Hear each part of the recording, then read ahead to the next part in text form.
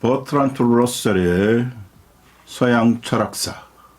요즘 저 노벨 문학상 얘기가 나오는데 이 철학서를 써서 노벨 문학상을 받은 게 이 책이 처음이에요, 처음. 그러니까 그러면 대중은 더 신뢰가 가겠지. 이 그리스 문명의 발흥 1장을 시작하는데요. 내가 여기서 잠시 이제 그걸 읽기 전에 이 그리스 역사를 대충을 알아야 된다. 고대 그리스 지도와 역사를 대충을 알아야 돼. 그래야지만 우리가 그걸 머릿속에 그릴 수가 있거든. 자, 여기 이제 지도를 이렇게 그리면 이제 그리스 본토고 여기가 이제 펠로폰네소스 반도예요. 물론 그리스 여기 스파르타가 있고 이제 말하자면 여기 아테네가 있는 거예요. 아테네가 이 끝에 여기에 있어요.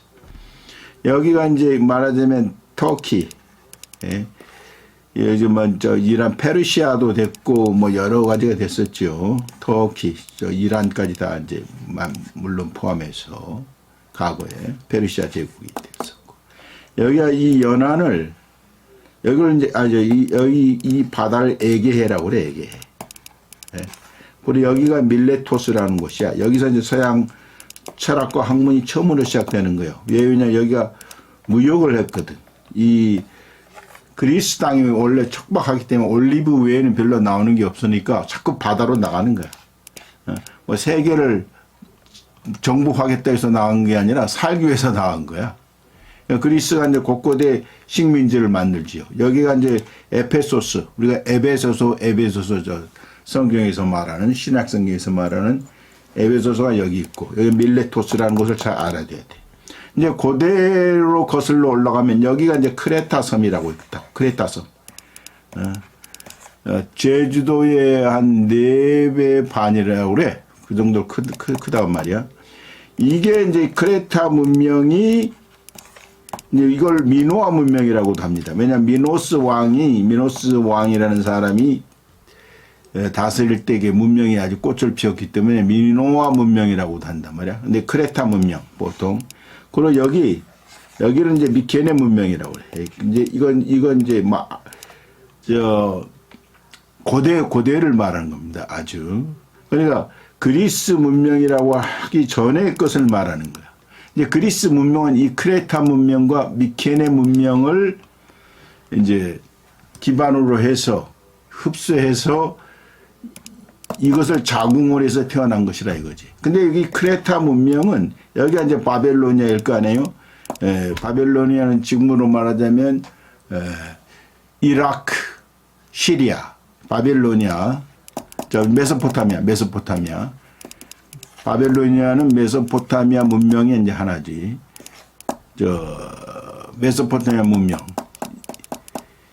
이라크하고 시리아 뭐 같은 경우고 여기가 이제 이집트 나일강 문명, 이집트 문명이란 말이야.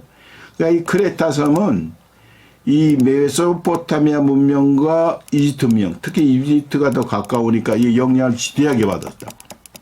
그래서 우리가 고대 이런 아틀란티스라는 섬이 있었다고 그러죠. 아주 신비한 섬이 있었는데 그것이 바다로 가라앉았다고 하는 그런 전설이 있단 말이야. 그게 이 크레타 섬을 두고 한 말이 아니냐고 하는 이제 말들이 있어. 그 정도로 이 문명이 대단히 아주 발전한 것인데, 여기서 이제 뭐 말하자면 여기가 지금으로 팔레스타인 지역의 페니키아라고 있어요. 페니키아 하면 여러분들이 빠뜩 떠오르는 게 뭐예요? 오늘날 영어, 그리스어, 유럽 문화에 말하자면 씨앗이 되는 알파벳이 바로 이 페니키아에서 나온 거야. 페니키아에서 나왔다. 여기서 이제 이 영향이 대단히 크지. 페니키아의 영향이. 문자를 심어준 것이니까. 그러니까 이 정도를 알고 있어야 돼요. 근데 여기 또 하나 이제 여기 전설을 이야기하자면 이제 제우스가 이 이 페니키아에 땅을 싹 올림피아 산에서 올림피아 산에 이제 이 신들이 있잖아. 근데 거기서 보다가 이 에우로파라는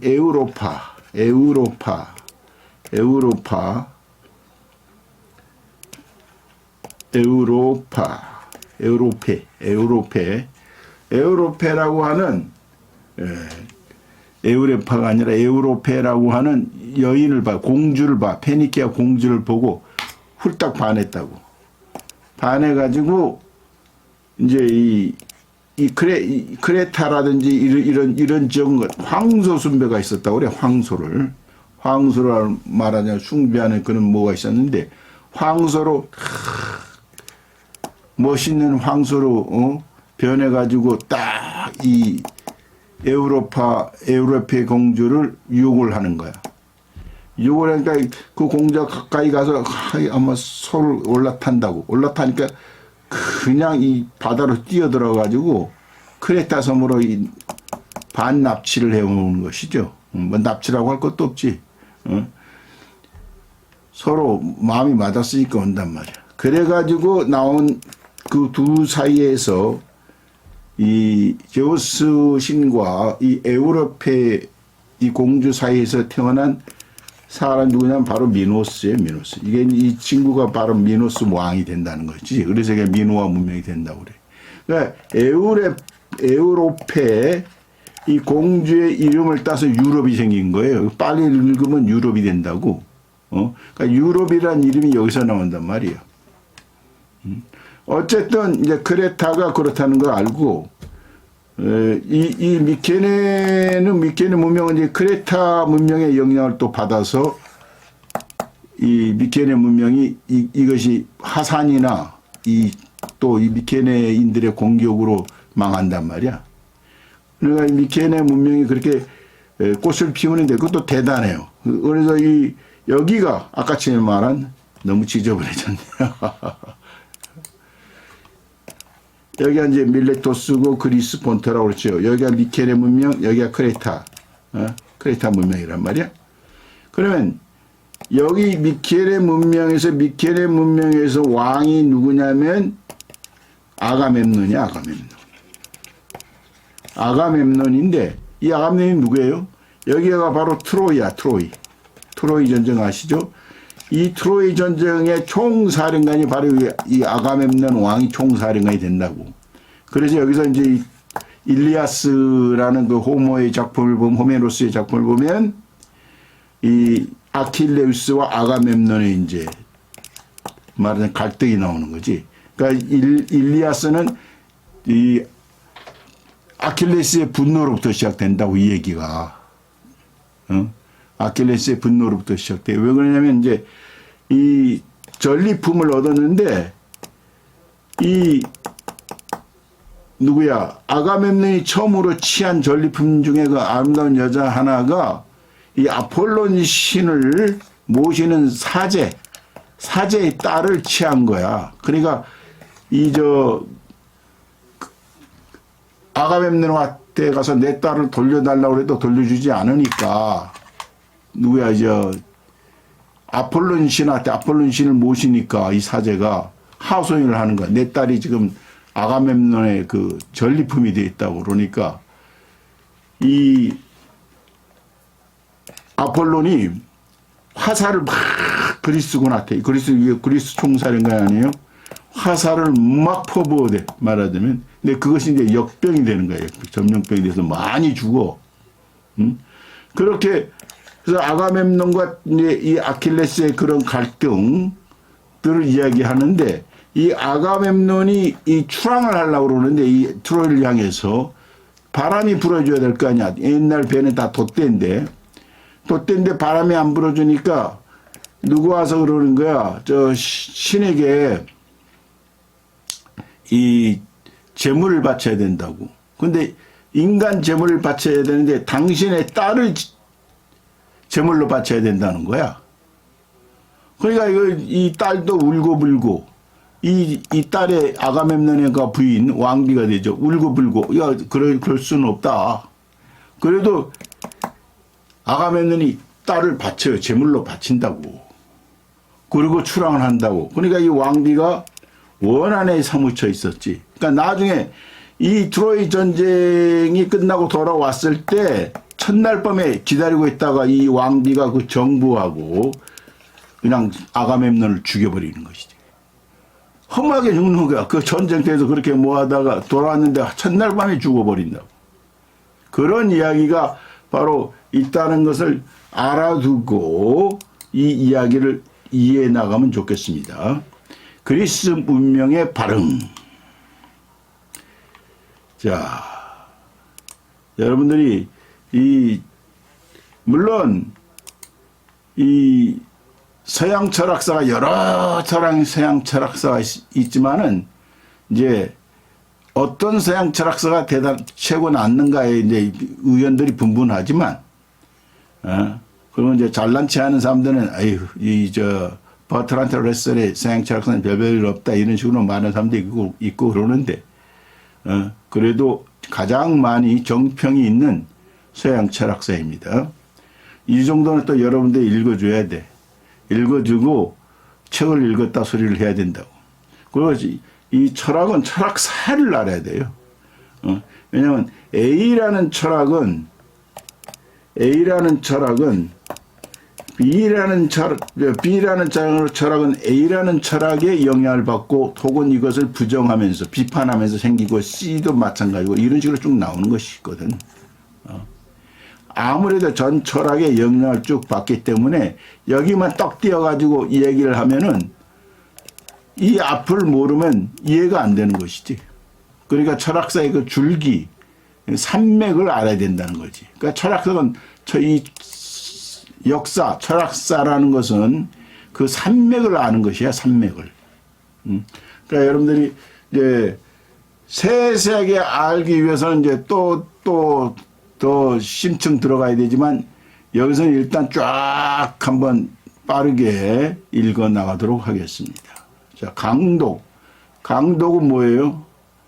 숙독이 있고 강독이 있다고 그러는데 강독은 이제 강의하듯이 쫙 읽어나면서 설명을 좀씩 곁들여 주는 거야. 숙독은 혼자 해야 되는 거야. 그건 진지하게 숙지한다고 그러죠. 진지하게 읽어가는 게 숙독이고, 그러니까 내가 여러분들한테 하고 있는 것은 강독이라는 걸 다시 한번 말해줍니다. 모든 역사를 통틀어 그리스 문명의 돌연한 발생만큼 놀랍고 설명하기 어려운 일은 없다. 문명의 형성에 필요한 요소는 수천 년 동안 이집트와 메소포타미아에 이미 존재했으며 이집트로 이웃나라로 퍼져 나갔다. 내가 아까 말했죠. 이집트와 메소포타미아 문명. 그러나 어떤 요소는 그리스인이 발명해낼 때까지 드러나지 않았다. 그리스인들이 예술과 문학에서 이룩한 업적은 누구나 알고 있다. 그러나 그들은 순수한 지성의 영역에서 훨씬 비범하고 이례적인 업적을 성취함으로써 수학과 과학 그리고 철학을 처음 만들어냈고, 그리스인들의 업적이 이 정도야. 수학과 과학, 철학을 처음 만들어냈다고 이 사람들이.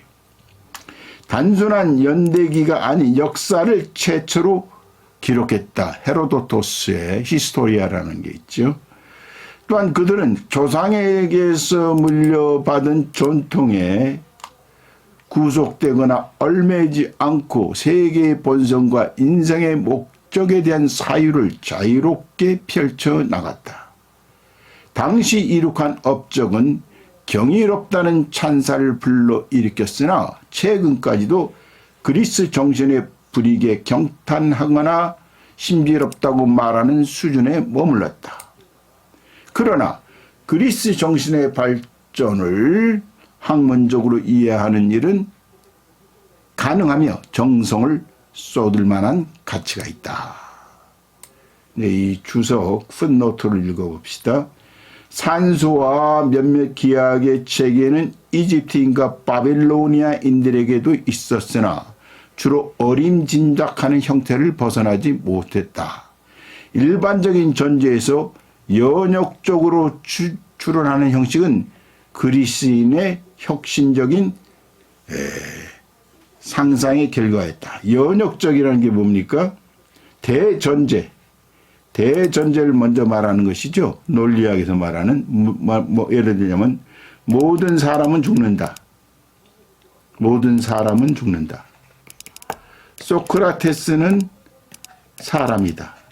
고로 소크라테스는 죽는다. 이게 소존재가 되는 거죠. 그러니까 어떤 대전제를 딱 못 박아놓고 시작하는 게 연역이야, 연역. 이제 기납은 뭡니까? 기납은 그 하나하나 구체적인 사실에서 소크라테스가 정말 죽나? 이제 이거 거꾸로. 그리고 크세노톤도 죽나? 크세노톤이라고 할까? 플라톤도 죽나? 아리스토텔레스도 죽나? 이게 구체적인 사실들을 쫙 해보고 나서 이렇게 다 따져보니까 정말 사람은 죽는구나. 이거 거꾸로 가는 거야, 말하자면. 구체적인 개별적인 사실에서 그 대전제 말하자면 아까 말한 일로 거꾸로 가는 것. 그것이 기납이야, 기납. 그러니까 연역은 하나님은 계시다 하고 대전제를 팍 세우는 거. 우리가 이제 구체적으로 이런 경우 저런 경우 따져보니까 이런 경우에 신이 있다고 할 수가 없는데 이렇게 이제 하나 구체적인 그 사실 개별을 따지다 보면 그것이 이제 과학 정신이 되는 거죠. 과학 정신이. 사이언스가 되는 거야. 그러니까 아는 것이 힘이다라고 말한 베이컨 그때 그 사람이 말한 아는 것이란 사이언스를 말하는 것이거든. 우리들이 말한 과학. 그러니까 기납법이야, 기납법. 그런 걸 알아두시고 그 연역적 추론으로 하는 형식은 그리스인들의 혁신적인 상상의 결과였다. 철학은 탈레스와 더불어 시작되었다. 천문학자들이 기원전 585년에 일어났다고 말하는 일식을 탈레스가 예측한 사실에 비추어 그가 살았던 연대를 추정할 수 있다. 일식이란 뭡니까? 태양이 달에 가려지는 현상이죠. 옛날 사람들은 그걸 몰랐겠지만 딱 태양이 있는데 달이 딱 가다가 이 태양을 가리니까 이 겉에만 마치 오로라처럼 빛이 쭉쭉 나오고 여기는 태양이 캄캄해지는 거. 그러니까 세상이 어떻게 되겠어? 일찍이라면 캄캄해지는 거. 옛날 사람들이 얼마나 모르겠어. 근데 이런 일이 있을 것이다라고 미리 예측을 하는 거야. 그러니까 기원전 585년 지금 우리 천문학자들이 계산해 보니까 날짜까지도 딱 떨어져요. 585년 그때 5월 며칠인가로 똑 떨어지는데 이것을 예언한 것으로 봐서 예언해서 딱 맞았다고 그러는 거야. 그러니까 한 550년이나 성인이었을 때 했을 때니까 585년이나 585년보다 한 3, 40년 전에 했겠다고 보겠지. 그럼 탈레스가 존재했던 그 시대를 알 수가 있는 것이죠. 연대를 추정할 수가 있다 이 말이죠. 그러므로 철학과 과학은 원래 분리되지 않은 상태로 기원전 6세기 초에 동시에 탄생했다. 그것이 바로 이 탈레스를 밀레토스, 아까 말했죠. 철학이 처음으로 나온 것이 밀레토스라는 것이라고. 그래서 이 탈레스를 만물의 근원은 물이다 이렇게 말하는 사람 아니야. 이 탈레스 또 아낙시만도로스, 아낙시메누스 이 세 사람이 있어요. 이 세 사람을 밀레토스 학파라고 그래. 근데 이때까지만 해도 철학이나 이 학문, 과학 이런 것이 따로 분리되어 있지는 않았다 이 말이죠. 그래서 이 사람들 자연 철학자라고 그래 지금으로 말하면. 왜냐하면 만물의 근원은 무엇이냐 이런 식으로 따지고 들어왔기 때문에 기원전 6세기 이전에 그리스와 인접한 나라에서 어떤 일이 벌어졌던 것일까? 어떤 대답을 하든지 일부는 추측에 의존할 수밖에 없다. 다행스럽게도 금세기 고고학의 발전은 이전 세대가 소유했던 수준보다 훨씬 더 많은 지식을 우리 세대에 제공했다. 문자 기술은 기원전 4000년경에 이집트에서 발명되었고 얼마 지나지 않아 메소포타미아에서도 등장했다. 어느 나라든 문자는 뜻이 담긴 대상을 그림으로 표현하는 데서 시작되어 이러한 그림들이 사회에서 약속으로 통용되면서 표현 문자로 변모한다. 그런데 이 버트란트 러셀이 쓸 때까지만 해도 이 책을 쓸 때까지만 해도 어떻게 고고하게 어떻게 뭐했는지 모르지만 사실은 메소포타미아에서 제일 먼저 발견된 거예요, 문자가. 그것을 쐐기 문자라고 그래. 쐐기 문자. 서령 문자라고도 하지. 이게 뭐냐면 쐐기가 뭐냐면 이렇게 삼각형 모양이든지 이런 거 우리가 쐐기를 박는다고 그러죠. 딱 뭘 박아버리면 틈이 벌어지는 것을 딱 쐐기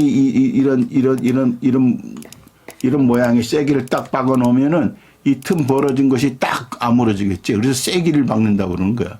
그런 것으로 이 점토판에다가 탁탁탁탁 찍어서 이것으로 말하면 커뮤니케이션 문자 역할을 했다고. 그래서 그걸 쐐기 문자 최초의 문자인 거예요, 이것이. 이 버트란트 러셀의 이것은 아마도 그걸 간과한 것 같아. 지금도 중국어에는 표의 문자가 남아있다. 중국어는 이제 그 뜻을 말하는 것이죠. 그러니까 어떤 그림을 딱 그려놓고 상형 문자라는 것은 그림 문자지, 상형 문자가. 상형 문자라는 것은 그림 문자를 말해요. 그림에는 어떤 뜻이 있으니까 그것이 이제 표의 문자라는 것이지. 이러한 번거롭고 어색한 문자 체계는 수천 년의 번천 과정을 거쳐 알파벳 문자로 발전했다. 이집트와 메소포타미아에서 발달한 초기 문명의 연어는 나일강, 티그리스강, 유프라테스 강이며 강을 중심으로 농업이 발전하고 생산량도 늘어났다. 이집트와 메소포타미아 문명은 스페인 사람들이 멕시코와 페루에서 발견한 문명과 흡사했다. 이 이집트는 북아프리카죠. 북아프리카. 중동이 아니에요. 근데 이네들이 그 서양 사람들이 그 메소포타미아 문명을 최초로 두는 것을 꺼려하는 것 같아. 왜냐하면 중동을 최초로 자기들 서양 문명의 그 연원으로 인정하는 꼴을 난다고 그럴까봐 그런지 이 크레타 문명도 아까 이야기했듯이 크레타 문명도 이집트 문명만을 이야기한다고 지대하게 영향을 받았다는 식으로 그런 요소가 많아요. 그림이나 뭐 조각이나 이런 면에서 이집트적 요소가 많지만 메소포타미아 영향도 받았거든. 근데 이것을 자꾸 좀 간과하는 것 같더라고. 그런 것은 대충 알아두시고 이집트와 메소포타미아 문명은 스페인 사람들이 멕시코와 페루에서 발견한 문명과 흡사했다. 아마 잉카 문명, 마야 문명, 아즈텍 문명 이런 것을 말하죠. 전제 권력을 소유한 신성한 왕이 존재하며 이집트의 경우 왕이 온 나라 땅을 소유했다. 또한 다신숭배 종교의 정점에 위치한 최고신은 왕과 특히 친밀한 관계를 맺는다고 믿었다. 이 밖에 군사 계급에 속한 귀족과 사제 계급에 속한 귀족이 존재하며 왕이 병약하거나 험난한 전쟁에 나가 교전 중일 때 사제 계급이 왕권을 찬탈하는 일이 흔히 발생했다. 토지를 경작하는 계급은 노예들로서 왕과 귀족 사제에게 종속된 처지였다. 그러니까 옛날 고대로부터의 그 계급 체제는 왕, 그 다음에 뭐가 되겠어요?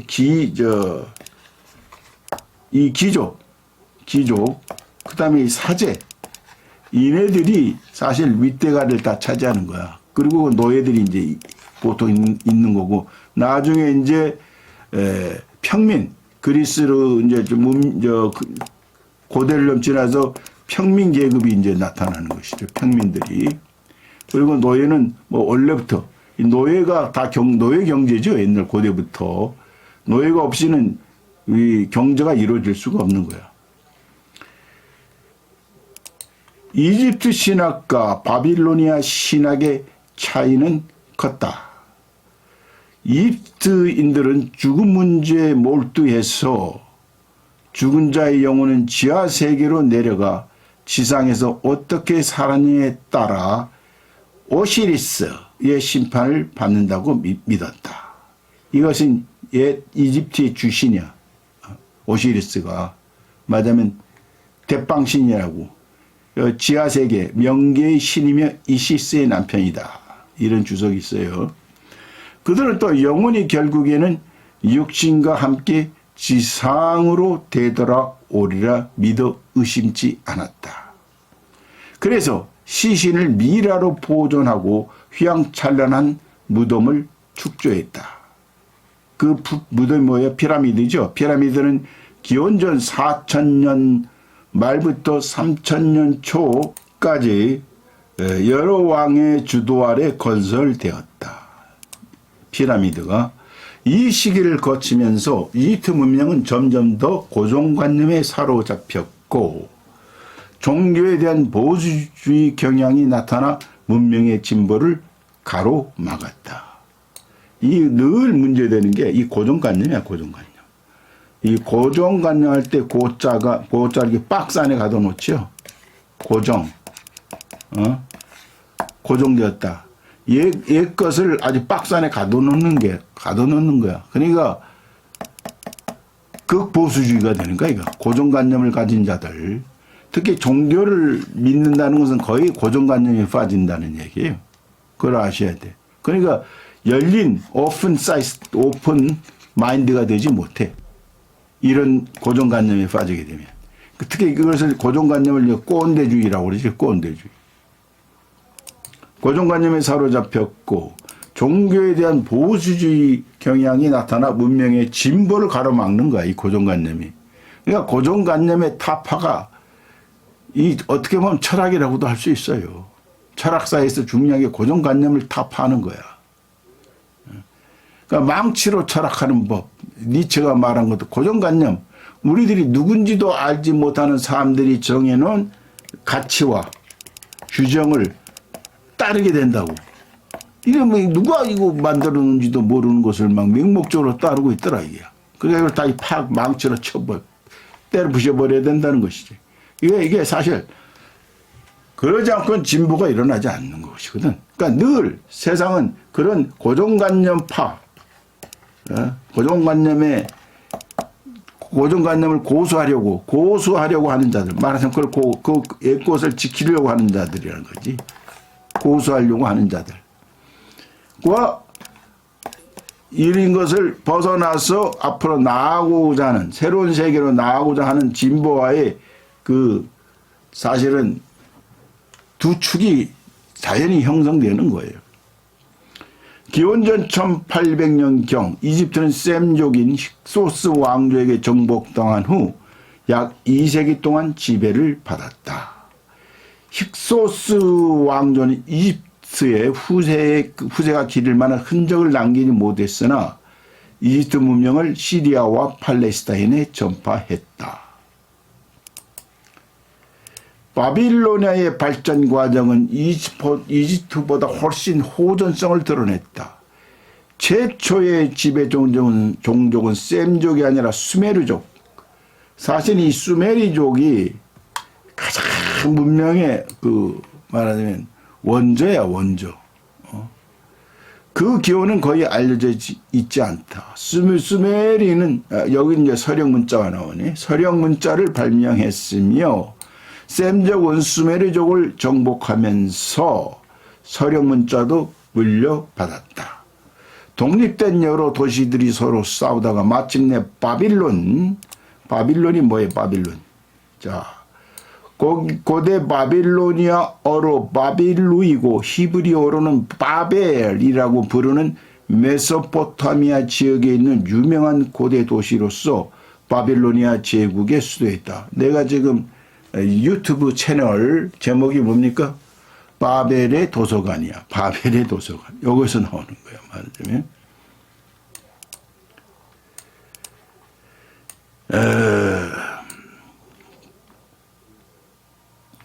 동댐 여러 도시들이 서로 싸우다가 마침내 바벨론이 최고 지위를 차지함으로써 바벨로니아 제국이 세워졌다. 메소포타미아에서 이제 나오는 거죠. 메소포타미아 문명에서. 이로써 다른 도시들이 숭배하던 신들의 지위는 낮아지고 바벨로니아의 신 마르두크가 후대의 그리스 판테온, 이 판테온이 이제 중요한 거예요. 그리스에서는. 판테온이 만신전을 이제 수많은 신을 모시는 곳이야. 로마에 있는 신전을 가리키는데 이 기원전 27년 아그리파의 주도로 창건했다가 불타 없어졌다가 하드리아누스 황제가 재건했다. 근데 사람들에 따라서는 이 여러분들이 그림을 보십시오면은 이렇게 이제 그 원형 판테온을 보면 이 원형으로 딱 돼 있다. 이거 하늘이 뚫려 있고 다 이 돼 있는데 이 안에 들어가 보면 압도를 당한다는 거야. 압도를. 그러니까 로마 문명의 최고의 건축물이 뭐냐? 그러면 전문가들은 이 판테온 신전이라고 말한다고. 27년에 창건된 27년에 불타 없어졌다가 나중에 하드리아누스 황제가 재건을 한 것이 지금 남아 있는 거예요. 여러분들이 한번 그걸 찾아보세요. 판테온 신전. 압도당한다고 압도당해. 그러니까 뭐 현대 건축으로 도저히 흉내도 못 낼 수 없는, 흉내야 못 내겠습니까만은. 그러니까 그런 게 있단 말이에요. 그 정도로 이 판테온이 그렇게 대단한, 판테온의 제우스처럼, 그리스 판테온의 제우스처럼 최고 지위를 획득했다. 이집트에서도 비슷한 변화가 일어났으나 시기는 훨씬 일렀다. 이집트와 바빌로니아 종교는 고대 다른 종교처럼 풍요제였다. Fertility cult, 우리가 이제 옛날에 그 제사 종교 이런 문화를 컬트라고 그러죠. 땅은 여성이고 태양은 남성이다. 황소는 흔히 남성 생식력의 화신으로서 황소신은 흔히 서민들이 숭배하는 진앙의 대상이었다. 바빌로니아에서 땅의 여신으로 추앙된 이시타르는 여성을 대표하는 신들 가운데 최고의 여신이었다. 서아시아 전 지역에서 다양한 이름으로 모셔진 큰 엄마신, Great Mother, 대모신을 숭배했다. 그리스 식민지 이주민들은 소아시아가 아까 어디라고 그랬어요? 여기는 이제 아까처럼 말한 이오니아, 여기 헤벨 이오니라고 그러고 밀레토스 하는데 여기 소위 말해서 지금으로 말하면 투르키아, 그리스, 터키 이쪽을 이제 소아시아라고 그러죠. 작은 아시아. 소아시아에서 데모신의 신전을 발견하다 아르테미스란 명칭을 붙이고 기존의 제례, 컬트라고 그랬죠. 그걸 고스란히 이어받았다. 여기서 아르테미스 신은 이제 사냥의 신이야. 여기에서 에페소스의 디아나가 출연한다. 그럼 여기서 또 디아나가 뭔가? 라틴어로 디아나는 아르테미스와 같은 말이다. 디아나라고 번역한 그리스어 성경에 언급된 여신이 바로 이 아르테미스이다. 이런 말을 했어요.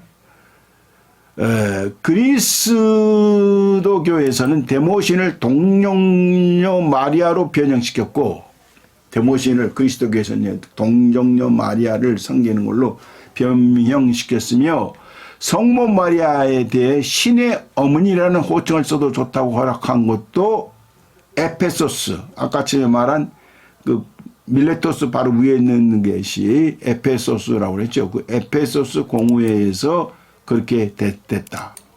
종교가 제국의 통치권과 긴밀한 관계를 맺으면서 정치적 동기는 종교의 원시적 특징을 크게 바꾸어 놓았다. 신이나 여신은 국과 결합되면서 풍작뿐만 아니라 전쟁에서 승리를 보장해주는 존재가 되었다.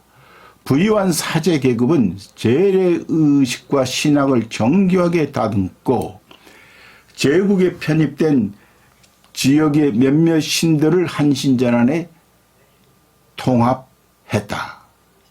그러니까 신학을 정교하게 다듬는다는 것은 다른 말로 말하자면 부유한 사제 계급이 그랬다고 그러잖아요. 이런 것은 결국 뭐냐? 지배 논리를 정당화시키기 위해서 말하면 구축하는 거야. 치밀하게. 신들은 통치권과 결합되면서 도덕과도 밀접한 관계를 맺었다. 신이 입법자에게 법전을 부여했기 때문에 법 위반은 불경으로 간주되었다. 그러니까 모세가 10계명을 들고 나온 것도 그 신이 준 거야. 신이 부여한 거야. 그러니까 10계명을 어기면은 그것은 불경인 거야. 신에 대한 불경인 거야. 그게 다 통치 이념이고 지배 논리를 구축하기 위한 것들이라고. 10계명도 마찬가지예요. 지배 논리. 모세가 지배자 아니야? 지배 논리를 세우기 위해서는 신의 이름으로 네 의제 여인을 여자를 탐하지 말라. 뭐 신이 그것까지 세세하게 간섭하고 하겠어요. 쪼잔하게. 그런데 그렇게 그런 것을 제정하는 것은 신의 이름으로 그런 것까지도 도둑질하지 말라. 뭐 이런 것까지 쫄쫄하게 신이 그런 거 하겠냐고. 쫀쫀하게. 근데 그렇게 해야 세상이 자기들 나라가 다스려질 수 있으니까 신의 이름으로 그렇게 다 입법을 하는가. 지금까지 알려진 가장 오래된 법전은 바벨론 왕 하물라비의 법전이다. 하물라비 법전이 아마 루브르 박물관에 있을걸? 어쨌든 하물라비는 이 법전을 채우신, 이거 확신하지 않네. 작가가 할 수도 있어요. 하물라비는 이 법전을 채우신 마르두크가 전해 주었다고 주장했다. 고대 시대 전체에 걸쳐 정교와 도덕의 관계는 점점 더 가까워졌다. 하물라비 법전이 뭡니까? 눈에는 눈, 이에는 이, 동해보복이죠. 동해보복. 눈을 다치게 쓰면 눈을 상대의 눈도 아주 다치게 해버리는. 근데 그것도 일반인들에게, 평민들에게는 해당이 안 돼. 평민들이 뭐 하다가, 예컨대 평민들끼리, 보통 사람들이 눈을 다치겠다 한다면, 너도 그 하물라비 법에 의해서 너도 눈을 어떻게 하겠다. 그건 아니고, 귀족들에게 한해서요. 귀족들에게 한해서예요. 바벨로니아 종교는 이집트와 달리 내세의 행복보다 현세의 번영에 관심이 더 많았다. 마술, 점술, 종교, 점성술은 바빌로니아에만 고유하게 나타나는 현상은 아니지만 다른 어느 것보다도 바벨론에서 더 발전했기 때문에 바벨론을 거쳐서 고대 후기를 지배하게 되었다. 과학적인 발견 몇 가지도 바벨론에서 비롯되었다.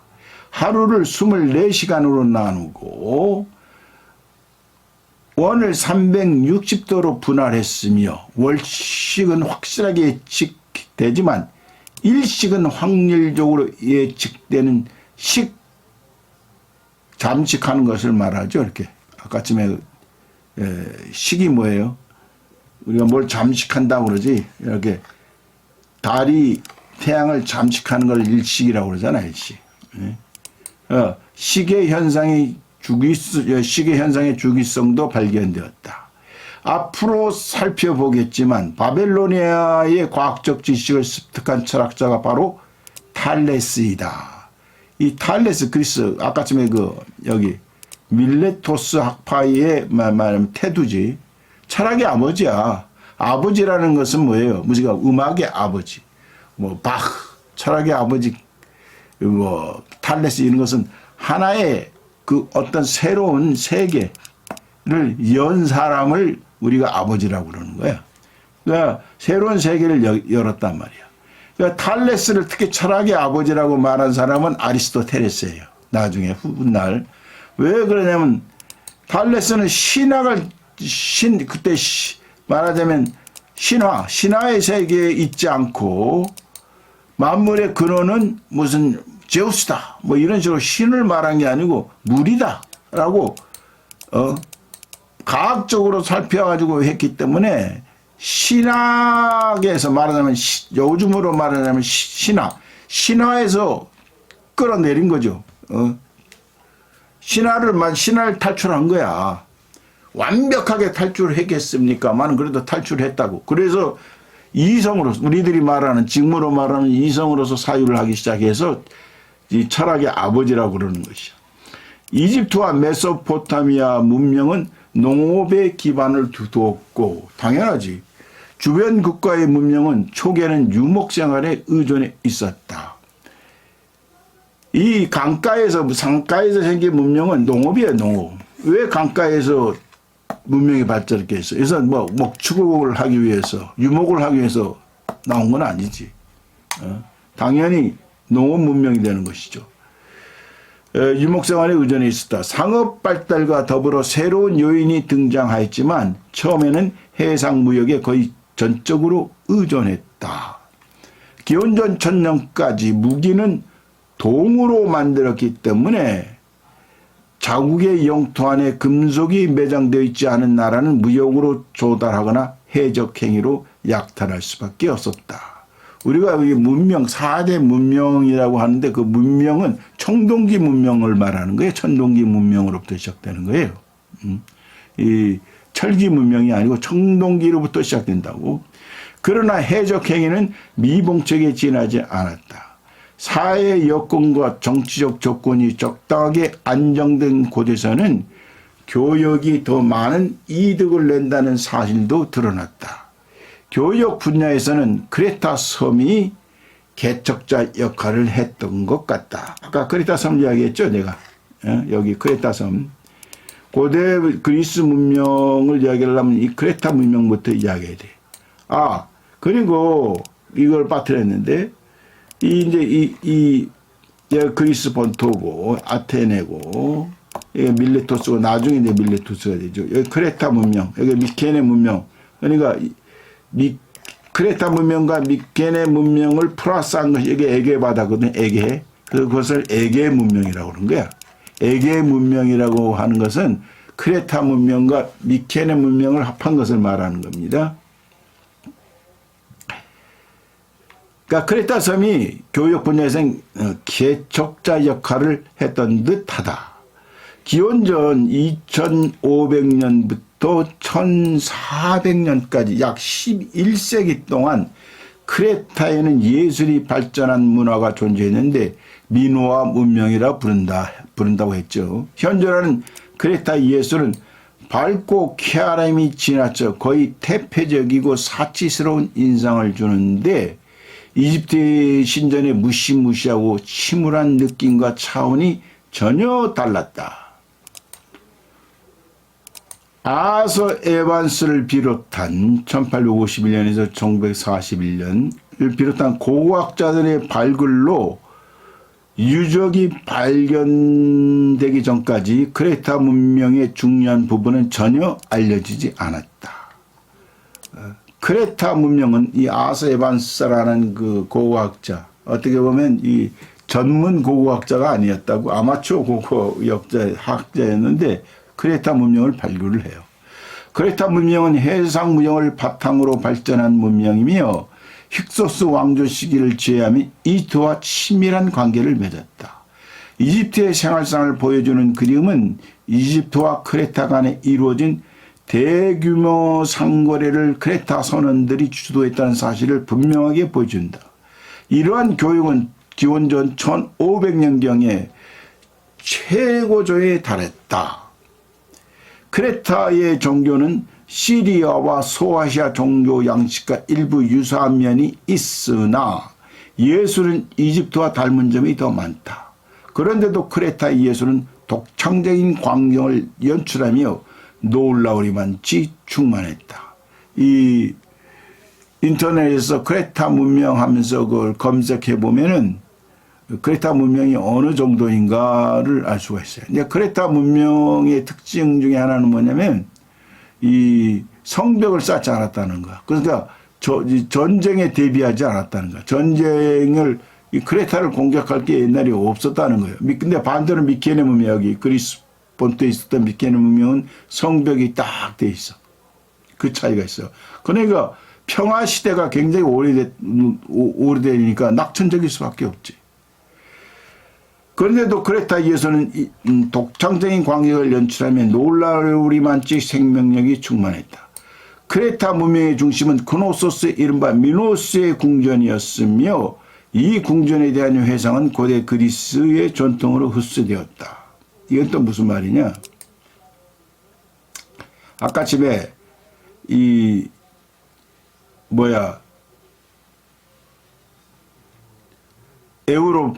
에우로페하고 나와서 미노스를 낳았다고 그랬잖아요. 미노스를 낳았다고 그랬잖아. 근데 그 미노스 왕의 부인이 어느 황소를 보고 성욕을 느껴. 성욕을 느껴가지고, 말하자면 섹스를 하려고 하는데 그 뒷발로 막 차거든. 그러니까 이 다이달로스라는 그 천재, 이 뭐든지 잘 만들어내는 사람이야. 그러니까 이 다이달로스한테 가서 그 공주가 왕비고 하소연을 해요. 이거 내 지금 황소한테 이렇게 빠져 있는데 어떻게 하면 좋겠냐니까 이 다이달로스가 이 말하자면 황소를 만든다고 암놈 황소를 만들어 말하자면 진짜 황소는 아니지만 만들어서 이 왕비대로 들어가라고 그래요. 들어가서 섹스할 준비를 딱 갖추라는 거야. 그래서 그 왕비가 반한 황소 가서 지 암소인 줄 알고 섹스를 하려고 그러고 딱 삽입을 하는데 사실은 왕비에게 삽입하는 것이 됐다고. 그래서 거기서 말하자면 뭐가 태어나는데 괴물이 태어나. 머리는 황소고 몸은 사람이 괴물이 태어난다고. 이 괴물이 태어나니까 미노스가 이것을 가두라고 그런다고. 이 다이달로스한테 가두라고 해가지고 그 미궁을 만들어. 한번 들어가면 빠져나올 수 없는. 그리고 그 설계도를 딱 뺏어버려요. 미노스 왕이. 다이달로스도 자기가 만들었지만 자기도 어떻게 만약에 이것을 빠져나오게 할 수가 없는 그런 것이 바로 그 이야기가 그 미노스의 미궁이라는 것, 우리가 미궁에 빠졌다고 그러는 것, 그 이야기 여기서 난단 말이에요. 이 궁전에 대한 회상은 고대 그리스의 전통으로 흡수되었다. 크레타의 궁전들은 아주 크고 화려하게 축조되었으나 기원전 14세기 말경에 그리스의 침입으로 파괴되었을 공산이 크다. 아까 제가 미네타 문명이라고 그랬죠. 그리스가 이 크레타를 와서 침입했다고 해서 이 크레타 문명을 많이 흡수하는 거지. 그래서 아까 말한 에게 문명이라는 게 나온다고 그랬어요. 크레타 역사의 연대기는 크레타에서 발견된 이집트 유물과 이집트에서 발견된 크레타 유물을 근거로 추정할 수 있다. 여기까지 우리가 알게 된 지식은 모두 고고학적 증거에 의한다. 크레타인들은 한 여신 혹은 몇몇 여신을 숭배했다. 의문의 여지 없이 두각을 나타난 여신은 동물의 여신인데 여성 사냥꾼에서 그리스 아르테미스의 전신으로 알려져 있다. 동물의 여신은 동물들을 지배하는 남신의 쌍둥이거나 배우자였으며 이 아폴론 신도 쌍둥이야, 쌍둥이. 예수도 쌍둥이에요. 카인과 아벨도 쌍둥이에요. 그 이상하게 그 쌍둥이들 이제 그런 것들이 많단 말이야. 남신은 여신보다 지위가 낮았다. 소아시아 데모신과 아르테미스를 같은 신으로 취급한 것은 후대 일이다.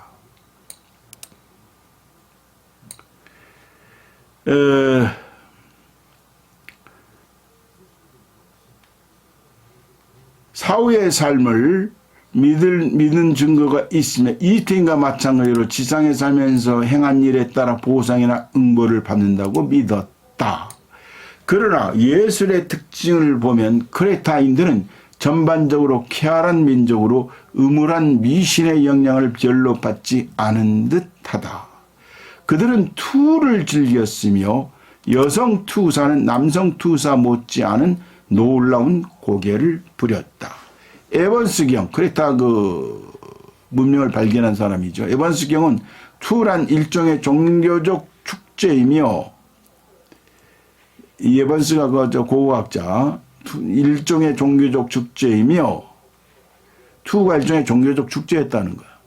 투사들은 최고 귀족 계급에 속한다고 생각하지만 그렇게들 말하자면 일반적으로는 수용되지 않는다.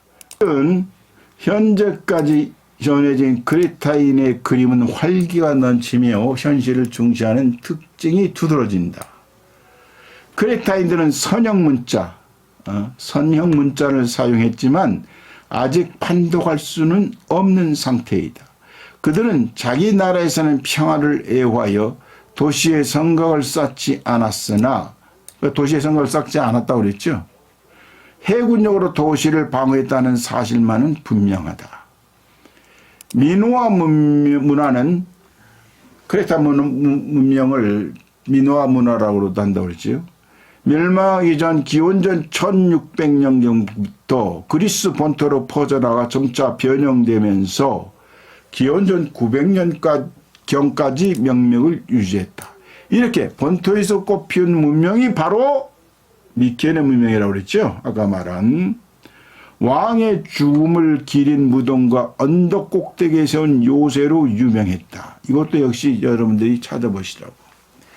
요새의 축전은 크레타의 경우보다 더욱 전쟁을 두려워했다는 사실을 보여준다.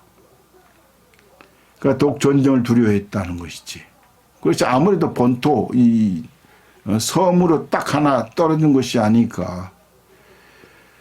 미케네 문명을 대표하는 왕의 무덤과 요새는 고대 그리스인의 상상력에 깊은 인상을 남겼다. 궁전에서 발견된 오래된 예술품은 실제로 크레타의 장인에게서 배운 솜씨이거나, 여기 밑에 아까 크레타, 미케네, 막 헷갈리죠. 이 이름도 말도 비슷해서. 크레타가 먼저고 미케네가 나중이다. 크레타의 예술품과 흡사한 특징을 나타낸다.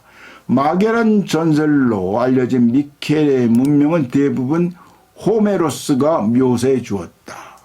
호메로스가 이제 이 아가멤논을 막 노래하면서 미케네 왕이니까 여기는 황금이 많다는 거, 엄청나게 황금이 많은 나라다. 근데 나중에 진짜 발굴해 보니까 아가멤논이라고 추정되는 그 황금 마스크도 발견되고 말이죠.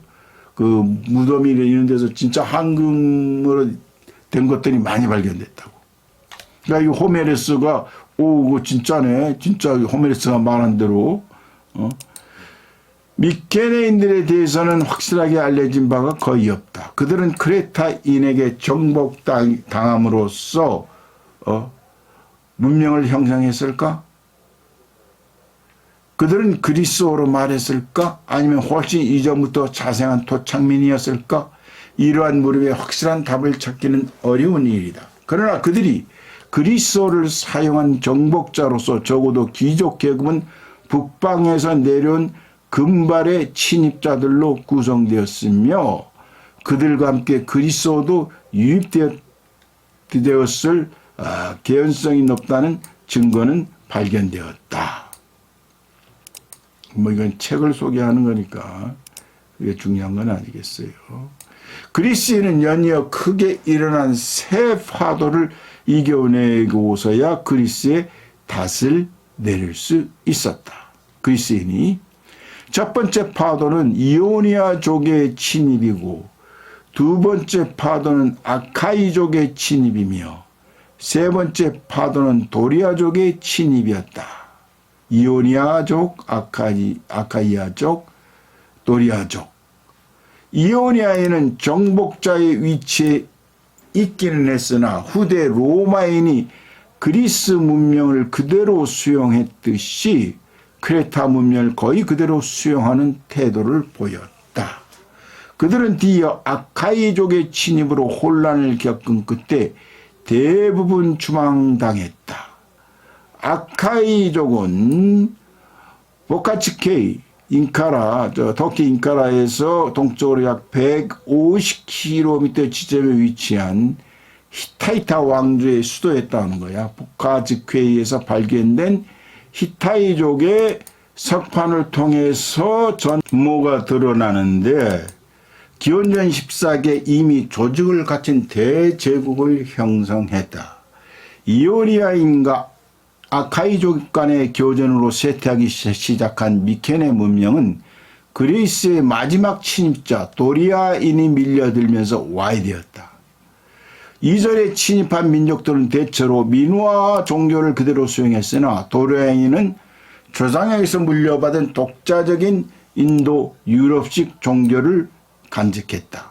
그런데도 미케네 문명의 종교는 특히 하층 계급에 스며들어 명맥을 유지했으며 고대 그리스 종교는 두 종교의 혼합으로 탄생했다. 사실 고대 그리스의 여신 몇몇은 미케네 문명에 뿌리를 두고 있다. 이상의 설명은 그럴듯해 보인다. 그렇다고 해도 미케네 문명을 주도한 미케네인들이 그리스인이었는지 정확히 알 수 없다는 것도 사실이다.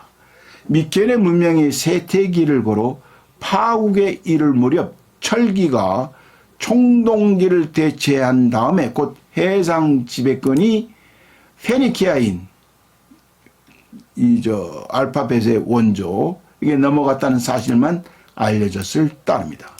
미케네 시대의 후반기와 미케네 문명이 멸망한 이후 일부 침입자는 정착해 농사를 짓고 이것저것 섬과 소아시아로 밀고 들어간 뒤 이해가 되죠. 시칠리아 남부 이탈리아까지 진출했다는 거예요. 저쪽 이탈리아는 어디예요? 여기가 그리스고 여기가 아까쯤에 이제 우리가 말하는 터키, 지금으로 말하는 터키고 이쪽이 이제 이탈리아가 되지. 여기까지 진출했다는 거예요. 진출하고 도시를 건설하여 해상무역으로 살아갔다. 해상무역이 이제 해적질도 포함되는 거야. 주로. 그러니까 옛날에는 해적질이 말하자면 그 일종의 그것도 경제예요. 경제. 해적 경제야.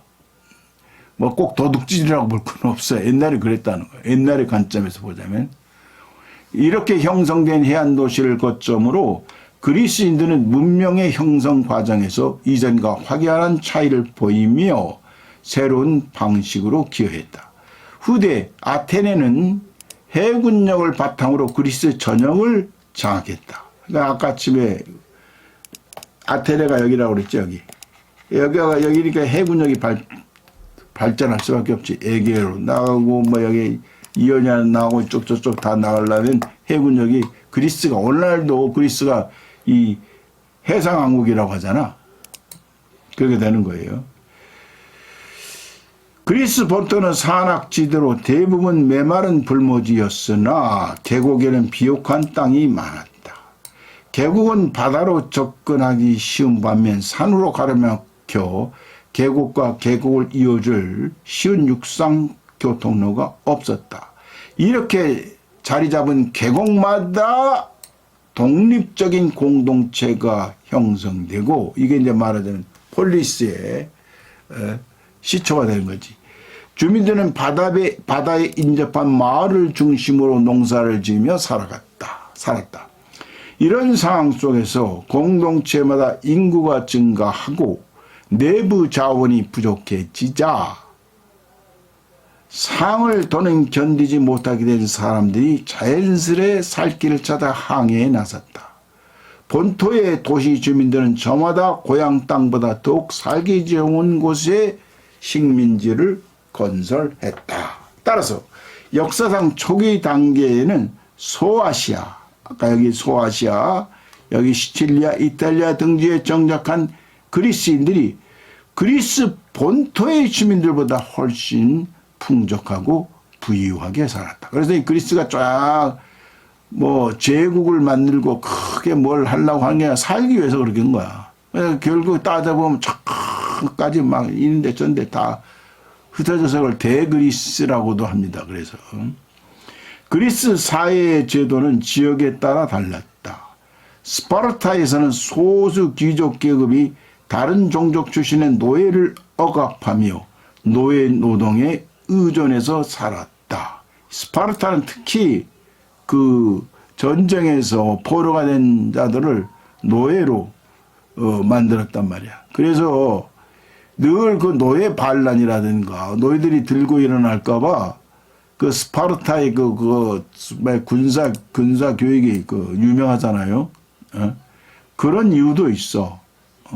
더욱 빈곤 농업지대의 주민들은 대부분 가족과 함께 자기 땅을 경작하는 자작농들이었다. 그러나 상업과 산업이 번성한 지역의 자유민은 강산업에서는 남자 노예를, 방직업에서는 여자 노예를 고용하여 부를 축적했다. 이오니아 지역의 노예들은 주변 지역 출신의 야만인들로서 대부분 처음에는 전쟁 중 붙잡힌 포로들이었다. 그러니까 이 노예 노동, 노예 경제는 오늘날까지 어디 뭐로 내려와요? 노동자로 내려오는 거예요. 이름만 그렇게 탈색을 했을 뿐이야. 노동자라는 것으로 탈색했을 뿐이지 그 노예 노동이라는 그 구조, 그 구조 자체는 변함이 없다고. 부의 증가에 따라 신분이 높은 여성들의 고립은 오히려 심화되어 여성들은 스파르타와 레스포스를 제외하면 그리스 문명인의 생활에서 점점 더 멀어졌다. 그리스의 정치 체제는 스파르타도 그리스는 그리스인 거야. 폴리스의 하나니까. 그리스의 정치 체제는 일반적인 경로로 발전하는데 우선 군주 정치에서 귀족 정치로 나아간 다음 참주 정치와 민주 정치가 교대로 나타난다. 군주정, 귀족정, 참주정. 참주라는 것은 이 귀족정이 이제 다수 여러 사람이 하는 거 아니에요? 군주도 이제 그런 왕이 하는 거지만 이 참주는 자기 혼자만의 이익을 위해서 독재를 행사하고 하는 게 아니고 그것을 참주라고 그래. 그러니까 아주 나쁜 정치라고, 이 정치 형태라고. 그 다음에 민주정치가 교대로 나타난다. 그리스 왕은 바빌로니아와 이집트 왕과 같은 절대권을 행사하지 못하고 원로회의의 자문을 받아야 했을 뿐 아니라 형벌의 부담 탓에 간섭과 관례를 마음대로 어길 수도 없었다. 참주정치는 반드시 나쁜 정치를 의미하지 않고 다만 권력의 세습이 허용되지 않는 지도자 한 사람의 지배를 의미했을 따름이다. 그러나 나쁜 거죠. 한 사람이 모든 것을 독재를 하는데 어떻게. 민주정치는 모든 시민에 의한 정치를 의미했지만 노예와 여성은 시민에서 제외됐다. 그러니까 여러분들 오늘날도 시민, 국민 이러잖아. 국민이라고도 하고 시민이라고 하는데 시민은 적극적으로 정치에 참여하는 사람들이에요. 여러분들이 나는 정치에 관심 없어. 그리고 투표도 안 나가고 말하자면 난 저 정치에 관심이 없어. 그건 그 새끼들 얘기야. 이러면 그것은 시민이 아니야. 그냥 국민이야. 그 나라에서 하는. 초기의 참주들은 메디치 가문과 마찬가지로 가장 부유하다는 이유로 권력을 획득했다. 근데 왜 나쁘지 않다는 거야? 이는 금강이나 은강을 소유한 데서 기인하고 그들은 새로운 화폐 제도를 도입함으로써 더 큰 부를 창출했다. 화폐 제도는 이오니아와 인접한 리디아 왕국에서 유래했는데 기원전 700년 직전에 발명되었던 듯하다. 처음에는 거의 구별되지 않던 교역과 해적 행위가 그리스인들에게 초래한 가장 중대한 결과는 문자 기술의 획득이었다. 수천 년간 이집트와 바빌로니아에 존재했으며 미노아 문명을 건설한 크레타인도 지금 그리스어로 알려진 문자를 사용했는데 그리스인들이 알파벳 문자를 언제 획득하게 되었는지는 확실치 않다. 그리스인들은 페니키아인들에게서 문자 기술을 배웠고 시리아의 다른 주민들처럼 이집트와 바빌로니아의 영향을 받은 페니키아인들은 이오니아, 이탈리아, 시칠리아 등지에서 그리스 도시가 출현하기 전까지 해상 무역을 지배했다. 기원전 14세기에 이크나톤, 이집트 이교도 왕에게 이크나톤에게 서한을 보낼 때 시리아인들은 여전히 바빌로니아의 성형 문자를 사용했다. 그러나 티레의 왕 히람은 알파벳 문자를 페니키아의 알파벳 문자를 사용했는데 아마 이집트 문자에서 발전했을 것이다. 이집트인들은 처음에는 순수한 서령 문자, 상형 문자, 그러니까 picture writing이라는 그림 문자죠. 상형 문자를 사용했는데 그림이 점차 정형화된 약속으로 굳어 철자를 대표하게 되고 마침내 A라는 글자는 개구리를 활로 쏘는 궁수이다. A라는 글자 모양이 활을 쏘는 궁수다. 라는 식의 원리에 따라서 문자가 하나하나 형성되었다. 이집트인들은 완벽하게 수행하지 못했으나 페니키아인들은 마지막 단계를 거쳐 알파벳의 장점을 전부 갖추었다. 그리스인들은 페니키아인들의 알파벳 문자를 빌려서 그들의 언어에 맞도록 변경했는데 자음을 사용할 뿐만 아니라 모음을 추구하는 중요한 언어상 혁신을 이루었다. 자, 우리 한글을 봅시다. 한글에서 아야, 오요, 우유, 우이 이런 모음이 없다고 생각해봐. 글자가 되겠어? 그러니까 모음을 추구하는 중요한 언어상 혁신을 이루었다. 이렇게 편리한 문자 쓰기 방법을 습득함으로써 그리스 문명의 발흥을 더욱 앞당길 수 있었다는 사실은 의문의 여지가 없다. 그리스 문명에서 주목할 만한 최초의 결실은 호메로스였다. 영어로는 호머라고도 하죠. 호메로스 시인. 일리아스와 오디세이아를 쓴 사람. 호메로스에 대해 전해진 이야기는 무엇이든 다 추측이거나 어림짐작일 뿐이지만 호메로스가 한 시인이 아니라 여러 시인들이라는 주장은 널리 수용된다. 그러니까 노자의 도덕경도 노자라는 분 한 사람에 의한 것이 아니라 여러 이제 사람들이 위해서 지어졌다 이런 말들이 나오는 거예요. 뭐 같은 얘기야 비슷한 거. 어떤 이는 기원전 750 견해에 따르면 여러 시인이란 주장 널리 수용된다 했는데 이 견해에 따르면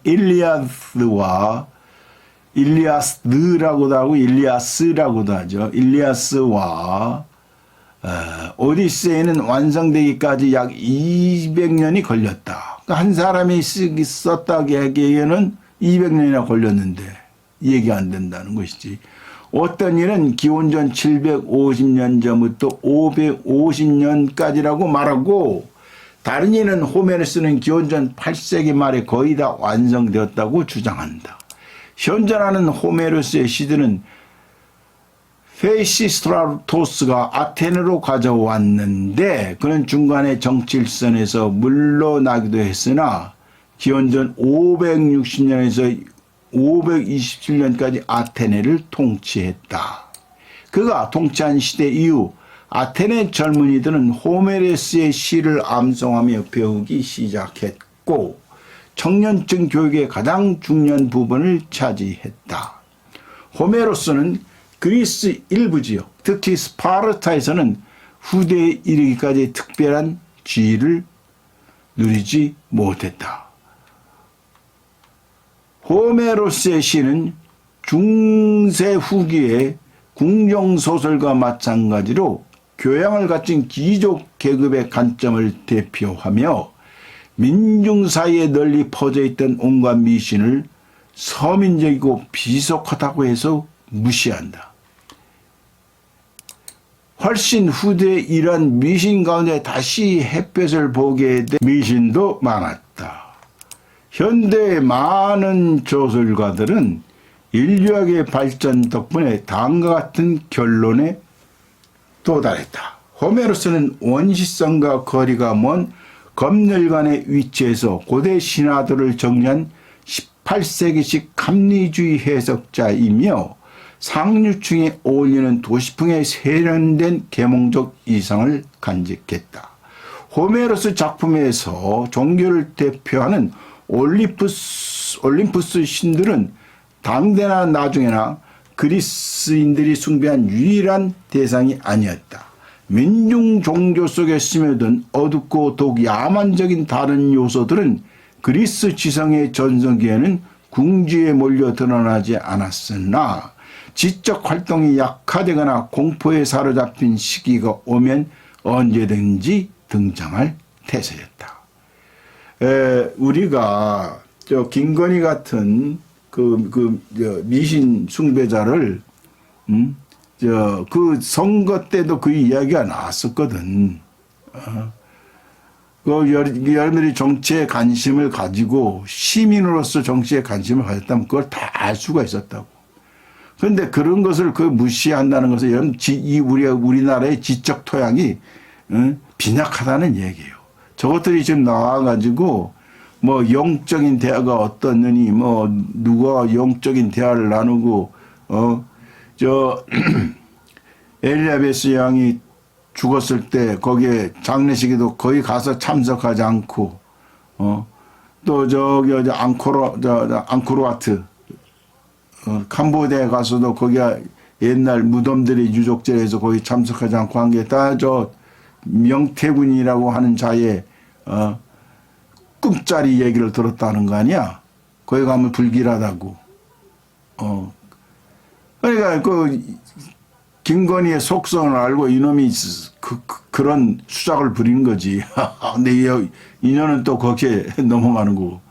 연놈들이 그런 것들이 설치는 우리 AI가 어떻고 말이야, 과학이 어떻고 이렇게 하는 시대에도 그런 것들이 틈이비를 해가지고 설쳐될 수 있는 이 그라운드를 마련해 준다는 것은 우리의 지적 토양이 그 정도 빈약하다는 얘기예요. 그러니까 내가 이런 철학을 내가 공짜 사상가로서 내 공짜 사상을 잠시 접어두고 이렇게 여러분들에게 독서 강독을 하는 것도 물론 여러분들을 계몽시키기 위한 것은 아니지만 좀 너무 이 지층이 너무 얇아. 이 개인 간에도 내가 살아오면서 제일 이 속에서 막 불불 끓는 게 뭐냐면 대화가 안 된다는 거야. 대화가 안 돼. 내가 하루 종일 말을 거의 않고 살거든. 왜냐하면 뭐 말을 할 뭐도 없지만 그러니까 옛날에는 말도 잘하고 그랬는데 이 한 몇 년, 10몇 년이고 20몇 년이고 이렇게 말수가 적어지다 보니까 옛날에는 이 말도 청산유소로 잘했는데 지금 그렇지도 않아요. 그러니까 내가 아침에 딱 밤에 주로 이걸 말하자면 이 강의를 녹화를 하지만은 내 스스로 자작 녹화를 하지만은 그러니까 목소리가 좀 걸컬하고 상쾌하지 않은 것도 나이 탓도 있지만은 그런 탓도 있다고. 대화를 안 하고 꿀 먹은 버니로 내가 하루에 한 몇 마디를 하나 보니까 거의 말을 안 하고 지내는 것 같아. 민중 종교 속에 스며든 어둡고 더욱 야만적인 다른 요소들은 그리스 지성의 전성기에는 궁지에 몰려 드러나지 않았으나 지적 활동이 약화되거나 공포에 사로잡힌 시기가 오면 언제든지 등장할 태세였다. 앞으로 걱정이 그거예요. 걱정 중에 하나가 이제 세상이 어지러질 텐데, 기후 문제로도 세상이 이제 막 그야말로 이 공포, 말세 분위기가 사라질 건데, 이단 종교들이 많이 나올 겁니다. 거기에 또 많이 또 혹할 겁니다. 세택에 이르자 호메로스가 단호히 제거한 원시 신앙들은 고대 내내 절반만 묻힌 채 존속했다는 사실이 밝혀졌다. 이것은 달려보면 여러 면에서 불합리하고 기이해 보이는 일을 설명해 준다.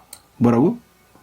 세택에 이르자 호메로스가 단호히 제거한 원시 신앙들은 고대 내내 절반만 묻힌 채 존속했다는 사실이 밝혀졌다.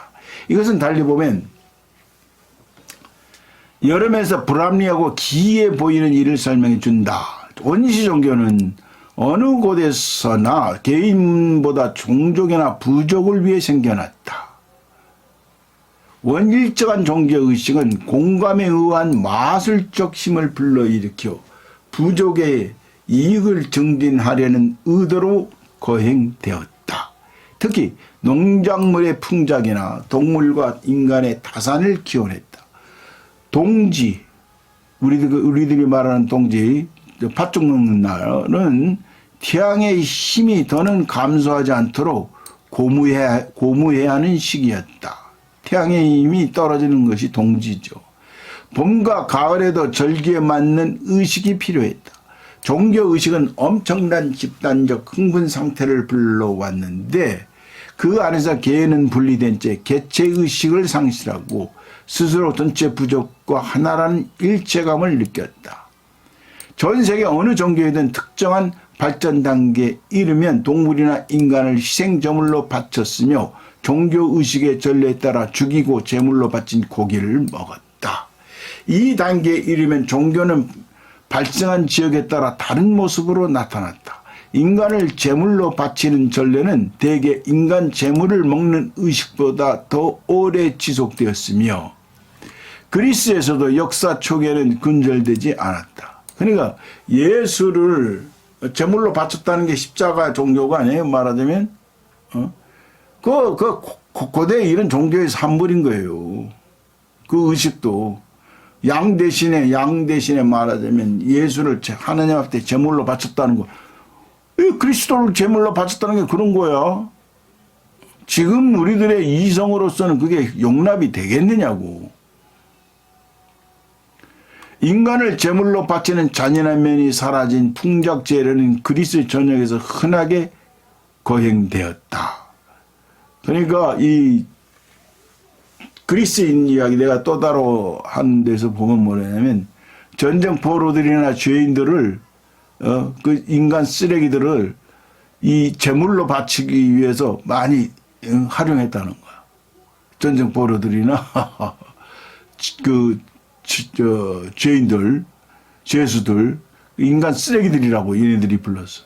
특히 엘레우시스 제전은 이 그리스 곡식의 여신 데미테를 받은 의식이라고 그러죠.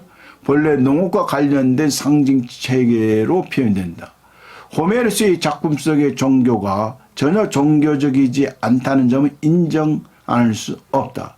신들은 인간의 특성을 거의 전부 지녔는데 불멸하고 초인적인 능력을 소유한다는 점에서만 달랐다. 도덕적인 면에서도 신들이 특이한 점이 전혀 없기 때문에 어떻게 경외심을 불러일으켰는지는 도무지 알 수 없는 일이다. 신들이 전혀 올림푸스 신들은 우리 인간하고 다를 게 하나도 없어요. 그것들은 특별한 재능과 불멸이라는 거지. 죽지 않는다는. 인간은 반드시 필멸, 죽는다는 것이고. 그러니까 아킬레스가 이 테티스, 바다의 여신 테티스와 제우스 사이에서 태어난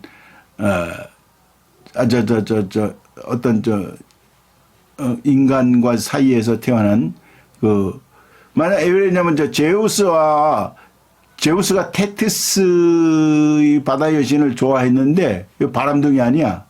그런데 왜 테티스하고 자기가 관계를 안 맺었냐면 이 사이에서 나온 애가 제우스를 칠 거라는 거야. 그러니까 인간하고 인간하고 결혼하게 만든 거예요. 그래서 태어난 애가 아킬레우스예요, 아킬레우스. 근데 아킬레우스는 따라서 불멸이 될 수가 없는 거야. 인간과의 관계에서 태어났기 때문에. 다른 신들은 불멸이 되는데 아킬레우스는 죽어. 그것도 아주 단명해서 죽는다고. 이 전쟁에 나가서. 그거를 알고 자기가 반드시 죽을 것이라는 것도 알고 자기가 단명할 것이라는 걸 알고 나간 게 누구냐면 아킬레우스예요.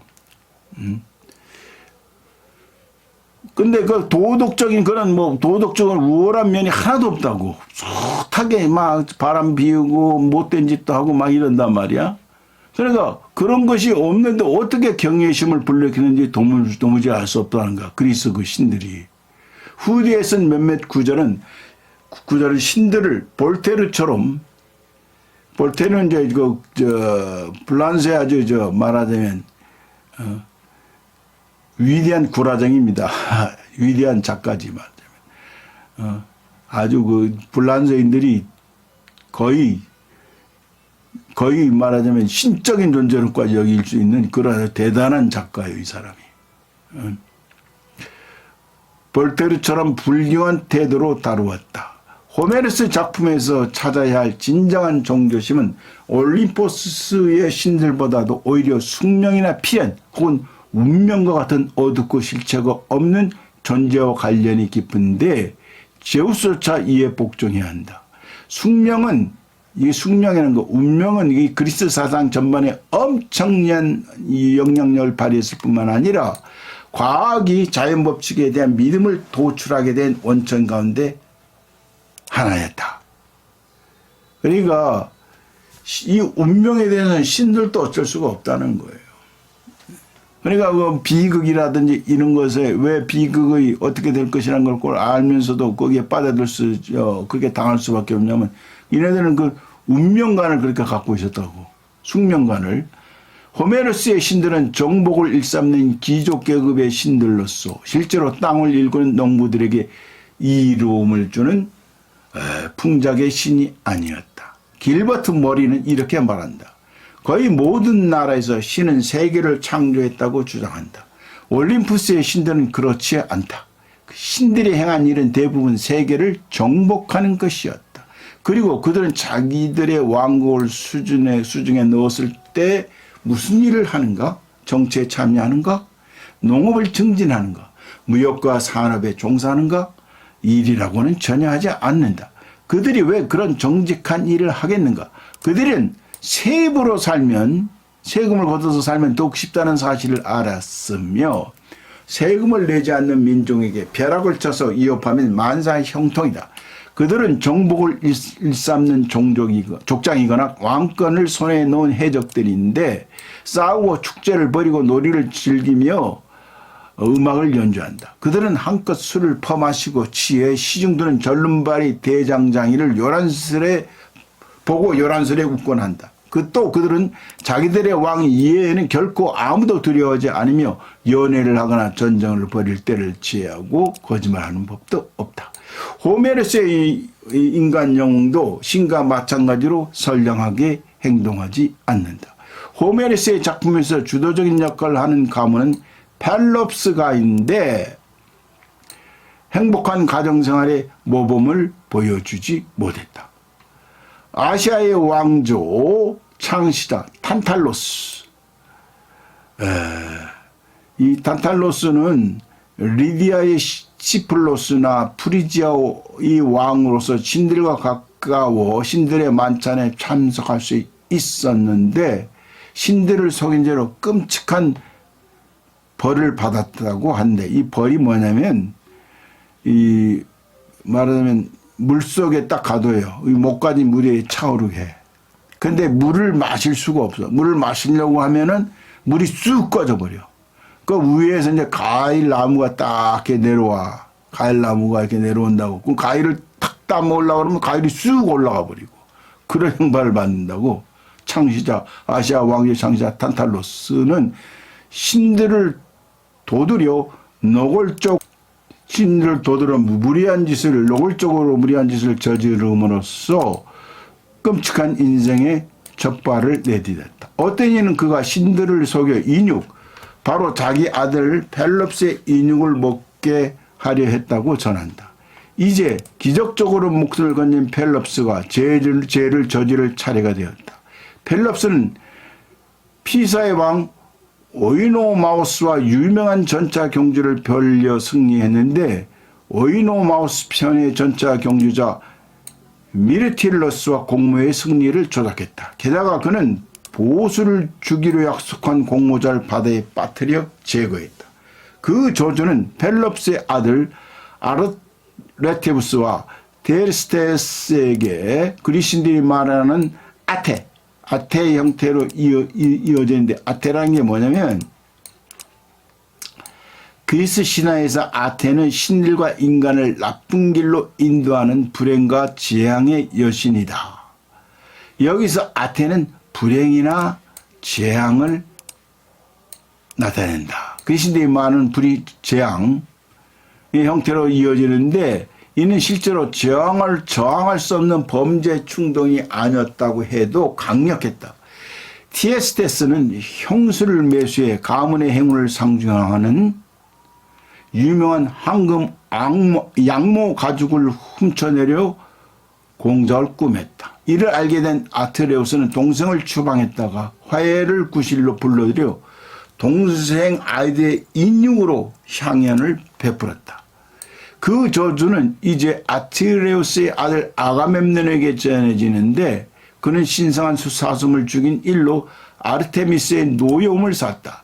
아르테미스 여신의 노염을 가라앉히기 위해 그는 자신의 딸 이피게네이아를 희생제물로 바친 후에, 아까 전에 말했죠. 그 딸을 희생제물로 바쳤다고. 그게 이름이 이피게네이아를 희생제물로 바친 후에야 비로소 트로이로 안전하게 도망칠 수 있었다. 그런 다음에 그의 부정한 아내 크림텐네스트와 그의 정부이자 티에스테스의 살아남은 아들 아이기스토스가 아가멤논을 살해했다. 오르자마자 첫날 밤에 죽여버린다니까. 이어 아가멤논의 아들 오레스테스는 자기 어머니 아이기스토스를 죽임으로써 자기 아버지의 원수를 갚았다.